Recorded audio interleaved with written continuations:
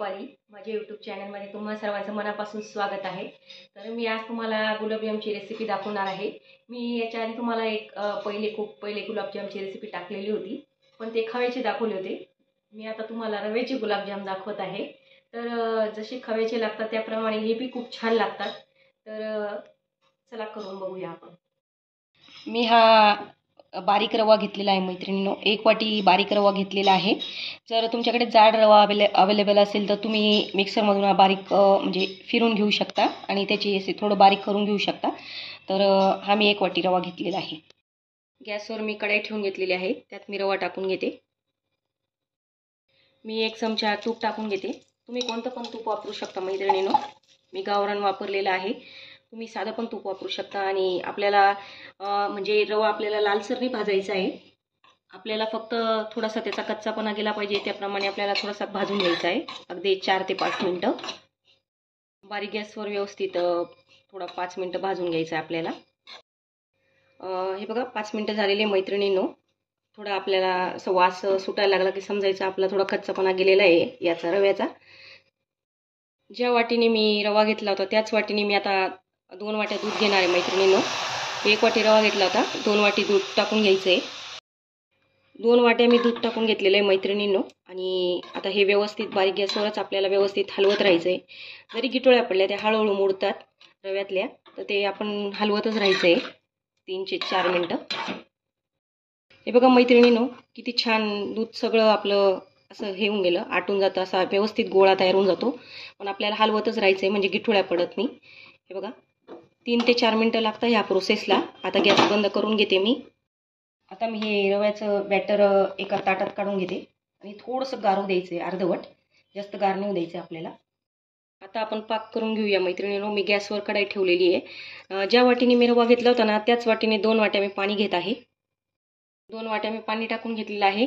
आणि मी 1 वाटी रवा घेतला होता तर 1च वाटी मी साखरेचा वापर करणार आहे, साखर टाकून घेते। आणि आता आपल्याला हे हलवतच राहायचं आहे, जोपर्यंत आपली साखर पगळत नाही ना तोपर्यंत हलवतच राहायचं आहे। आपल्याला पाक असा करून नाही घ्यायचा आहे, फक्त आपल्याला साखर पगळू द्यायची आहे की आपला पाक रेडी होणार आहे। साखर हे बघा मैत्रिणींनो पगळून गेलेली आहे, आपला पाक तयार झालेला आहे। तुम्ही यामध्ये वेलची पूड वगैरे टाकू शकतात। कडे जर केसर असेल तर तुम्ही केसर पण यात टाकू शकता फ्लेवरसाठी। आता आपला पाक रेडी झालेला मैत्रिणींनो, मी ह्या चमच्याने 1 चमचा मी मिल्क पावडर टाकून घेतलेली आहे। आणि आता हे ना व्यवस्थित मी भिजवून घेते, आता मिक्स करून घेते। आपल्याला थोडं 2 ते 3 मिनिटं हे चांगलं रगडवून घ्यायचं आहे असं। हे बघा मैत्रिणींनो 4 ते 5 मिनिटं झालेले आहे, छान पीठ रगडून झालेलं आहे। आणि बघा एकदम व्यवस्थित झालेलं आहे, सॉफ्ट असं, आणि गोळा पण व्यवस्थित झालेला आहे। आता आपण गुलाबजाम करायला घेऊयात। हे बघा तुम्हाला तुमच्या साईजप्रमाणे तुम्ही गुलाबजामची साईज ठेवू शकतात, मी अगदी मीडियमच ठेवत आहे।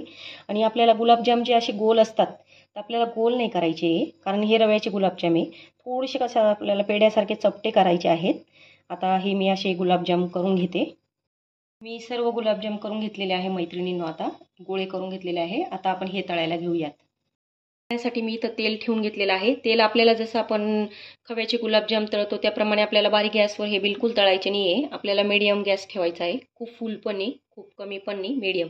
आपण एक छोटी आधी पेढा टाकून बघूया याचा की कसा आहे तो, आपला पगळत वगैरे तर नाही ना काही, तर एक चेक करून बघायचं आहे आधी आपल्याला।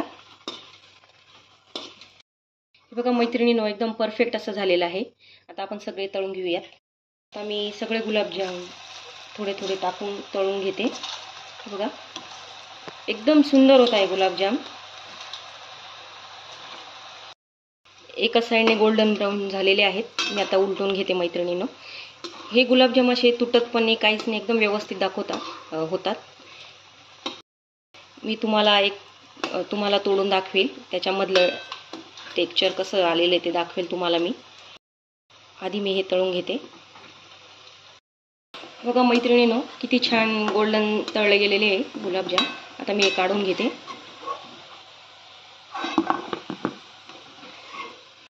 बघा मैत्रिणींनो सगळे तळून झालेले आहे गुलाबजाम, किती सुंदर झालेले आहे। कधी आपल्याकडे अचानक पाहुणे येणार असले तर आपण हे गुलाबजामची रेसिपी नक्की करू शकतो। मी फोडून दाखवते तुम्हाला गुलाबजाम, हे बघू शकता तुम्ही, सेम आपले खव्याचे राहतात त्याप्रमाणेच हे दिसतात आणि लागतात, पण थोडासा फरक असतो, पण जास्त काही नाही. आता हे माझे तळून झालेले आहे सगळे.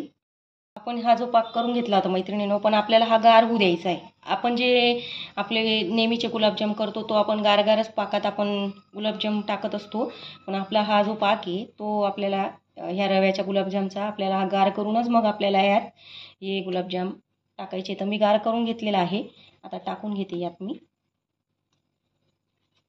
ही एक टिप्सच आहे, तर ती लक्षात ठेवा तुम्ही.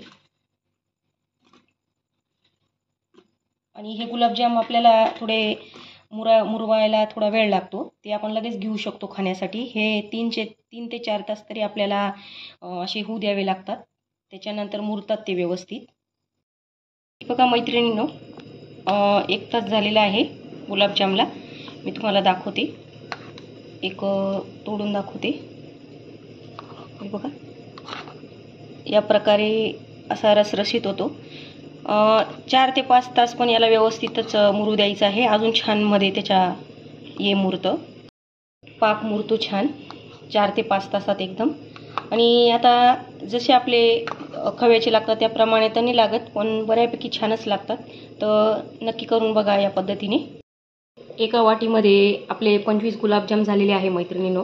तर नक्की ट्राय करा या पद्धतीने रव्याच्या गुलाबजामची रेसिपी.